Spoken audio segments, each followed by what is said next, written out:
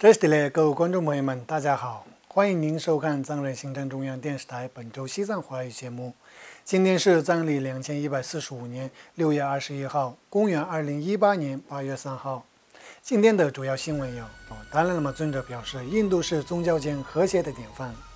达赖喇嘛尊者参访体次寺；美国副总统麦克彭斯表示，西藏人民为实现自己的宗教和文化而奋斗。支持中间道路被列为有组织犯罪。藏人行政中央与阿鲁纳恰尔邦之间将展开文化交流活动。下面请看详细内容。7月25号，达赖喇嘛尊者结束对藏斯卡的访问后，乘直升机抵达拉达克卡吉尔地区。在机场，达赖喇嘛尊者受到查木和克什米尔邦议会主席阿纳亚特·阿里和其他高级官员以及宗教领袖的热烈欢迎。在抵达卡吉尔地区后，达赖喇嘛尊者在当地胡塞尼广场向当地近万数名各族民众发表公开演讲。尊者在演讲时赞扬印度为世界树立了宗教间和谐的榜样。尊者表示，如果我们认识到人性的一体性，将有助于避免由于国籍、种族和信仰的差异而引起的不和谐。如果我们想要实现一个和平的世界，首先我们需要考虑人性的一体性。我们可能信仰不同的宗教传统，但每一个宗教都传递着同样的信心，即爱、宽容和自律等的价值观。不同方法对于实现和创造更富有同情心以及人类的共同目标。无论采取任何不同的方法，人们都必须注重创造一个个人和社区和平与幸福。达赖喇嘛尊者在演讲中还强调了宗教间和谐的必要性，并呼吁人们以印度为例，促进宗教间的和谐。印度各宗教间偶尔可能会出现问题，但在当前的印度，不同的宗教传统之间保持着良好的关系。据我所知，印度伊斯兰教的谢尼派和什叶派之间似乎没有发生过冲突。Different way of approach, same goal. That is compassionate person. Same, they all carry same message of love, as I mentioned earlier.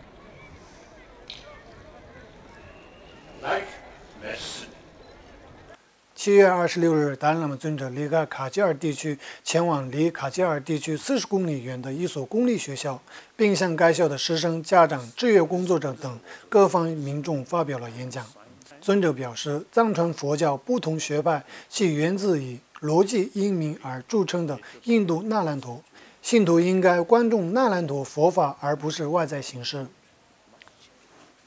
达赖喇嘛尊者在拉达克、诺布拉、藏斯卡和卡吉尔地区结束弘法和参访行程后，在拉达克首府列城展开此次行程中最后的弘法活动。7月30号，西藏精神领袖达赖喇嘛尊者在结束对拉达克、诺布拉、藏斯卡、卡吉尔地区弘法活动后，受拉达克首府列城梯次寺梯次仁波切的邀请，参访该寺，并向2500名信众发表了公开演讲。达赖喇嘛尊者向民众发表演讲时表示，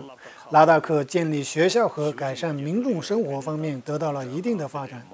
值得赞扬。但是对于人类生活来说，物质的发展不足以满足心理健康的需求。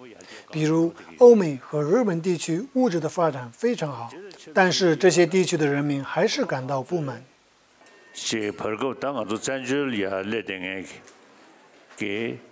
애니 dansa kazo le chiga lomye chinge dinde ata chama leche dinde ge thane ene chig labo lomye gongga zo le goro phugeta ya du chinche ganda luyun de jing le ya chi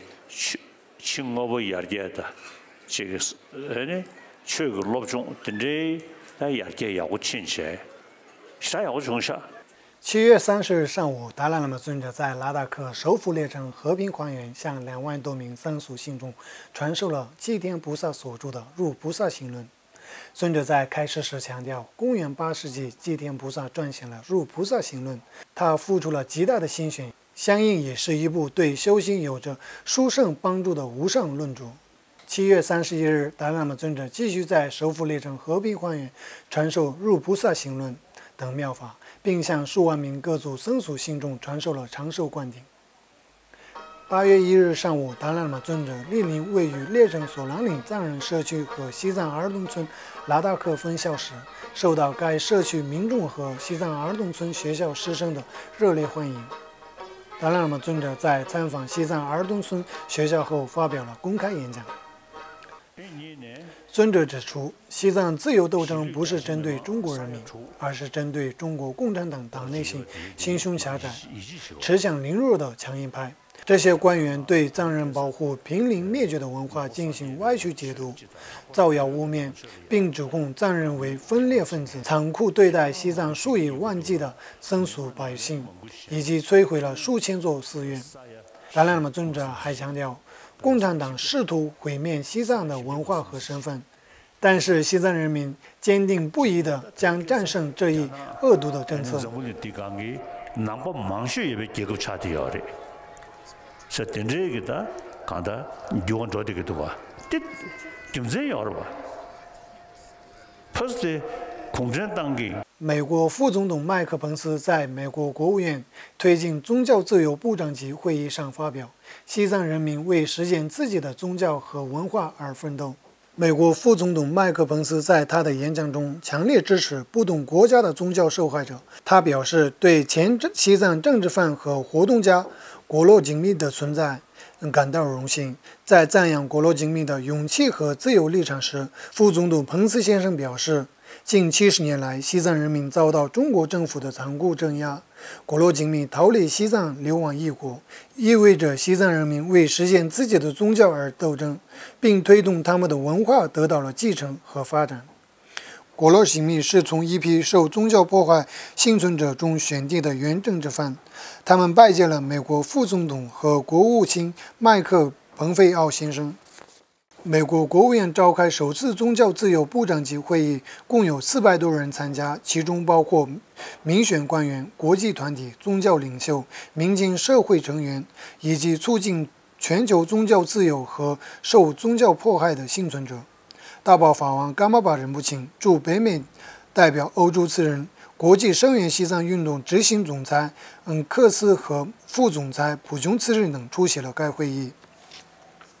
中共当局对西藏境内藏人的残酷镇压日益加深和扩大。最近，当局对中间道路的支持被列为有组织的犯罪。根据人权官员发布的报告指出，中国领导层首次采取了这些新措施。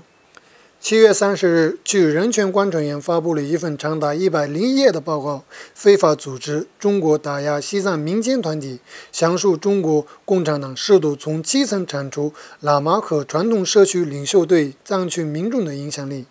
该报告包含罕见的深度访谈，关于新规定的官方宣传漫画，以及藏族人士因参加社会活动遭任意拘留的案例。人权观察报告指出，今年2月份，西藏自治区公安厅发出通知，新定义的组织犯罪清单中还包括中间道路。这一中藏互惠双赢的政策被列为反动思想，支持中间道路者被定为有组织犯罪。人权观察指出，中国所定义的新限制旨在铲除喇嘛和传统社区领袖对藏区民众的影响力，加强中国共产党在基层的权力。请继续收看今天的最后一次新闻。藏人行政中央噶夏举行新闻发布会，计划将在藏人行政中央与阿鲁纳尔加尔邦之间展开文化交流活动，并维护和促进藏人与蒙巴之间有着悠久历史的宗教文化互动关联。同时，该计划将进一步加强两个政府及民众之间的关系。7月31日，藏人行政中央司政和内政部秘书长助理次旺卓玛、阿鲁纳尔加尔邦宗教与文化事务负责人蒋白温度先生等出席了噶夏秘书处举行的新闻发布会。藏人行政中央司政罗萨森格在新闻发布会上表示，此次阿鲁纳尔加尔邦宗教与文化事务负责人蒋白温度先生来访达兰萨拉，主要是他带领10位青年在这边西藏艺术学院进行为期1至3个月的文化交流和培训，同时为消除各地藏人的忧虑，讲解近期在阿鲁纳尔加邦学生组织举行的示威游行活动。阿鲁纳尔加邦宗教与文化事务负责人蒋白文丢先生表示，近期在网络媒体上传出的阿鲁纳尔加邦部分学生抗议该地区的对流亡藏人社区的援助政策，并进行了示威游行活动，使藏人感到担忧。但我们一直在想办法解决这些问题，所以我想通过今天的新闻发布会向境内外藏人表示，